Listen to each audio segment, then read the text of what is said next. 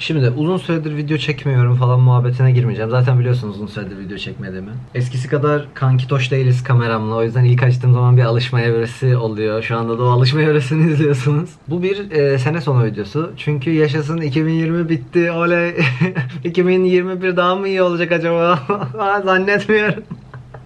Bilenler bilir, ben bunu her sene yaptım yani neredeyse. 2015'in sonunda yapmıştım. 2016'nın sonunda yapmışım. Çekiliş falan yapmıştım. Yeni yıl çekilişi. 2017'de yapmamışım. Ayıp etmişim ama sınav senemdi. Sınav seneme giriyordum o yüzden. Sonra 2018'de vloglarıma bakmışım. 2019'da da yine şu an yaptığım gibi son dakikaya bıraktığım için kamerayı alıp kampüste yürürken böyle bir yeni yılınız kutlu olsun falan diyordum. Yanlış hatırlamıyorsam o videoda da diyordum ki 2019 çok güzel bir seneydi ki gerçekten mükemmel bir seneydi 2019. Okula girdim, ettim, bilmem ne, işte kampüs. Çok keyif aldım. Ben 2019'da inanılmaz keyif aldım. O yüzden hani zaten 2020 o kadar iyi olmayacak, yani 2019 büyük ihtimalle en güzel sene olacak hayatımdaki falan diyordum ve haklıydım galiba. Bu video için öyle şaka falan hazırlamadım. Hani espriler falan yapıyorum ya böyle. Öyle bir şey olmayacak. Yani istiyorsanız kapatıp annenizi babanızın yanına gidebilirsiniz. Hani yeni yılı kutluyorsanız falan. Biz kutluyoruz. Yani yemek falan yiyeceğiz, takılacağız böyle. Geri sayım yapacağız. Öyle işte 19 2021 falan.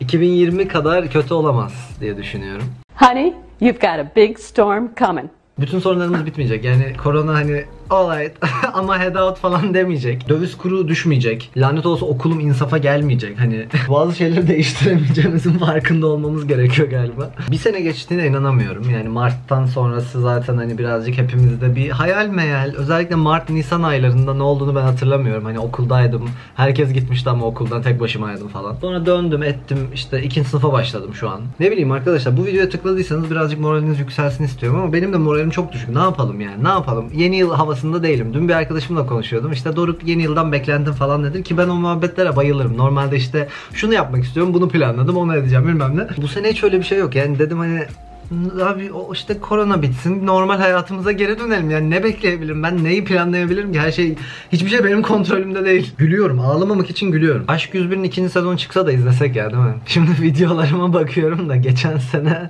bol bol Aşk 101 izlemişim gerçekten. Umarım salgın sizi herkese etkilediğinden daha çok etkilememiştir. Hani maske takmak, eve kapanmak herkesin başına gelen bir şey ama umarım yakınlarınıza ve size bir şey olmamıştır. Bu aralar oyun oynuyorum. Oyun oynamaya birazcık geri döndüm yani. Bayağı Steam kütüphanemde yavaş yavaş bir şeyler yapmaya başladım. Aile evinde olduğum sürece zaten ortaokul benliğime geri döndüğümü hissediyorum yavaşça. Hani tavırlarımdan tutun hobilerime kadar. Yani sürekli bilgisayarın başında olduğunuz zaman pek sosyalleşmeye zaman kalmıyor. Hava karlı değil, yağmurlu değil, soğuk bile değil. Yani şu an bu üstümde duruyor ama gün içinde şeydim, hani kısa kolluyla duruyordum. Türkiye tropikal iklime geçti diyorlar.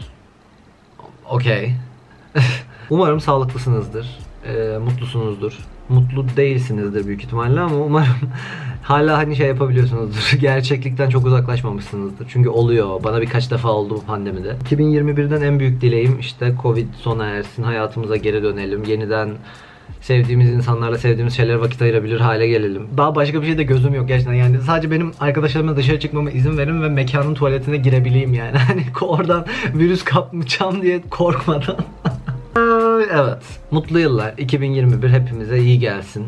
İhtiyacımız var. Evet, kendimi tekrar etmeye başladım. Öpüyorum hepinizi. Instagram'da, Twitter'da falan aktifim gene. Bir şeyler yazıyorum, bir şeyler paylaşıyorum.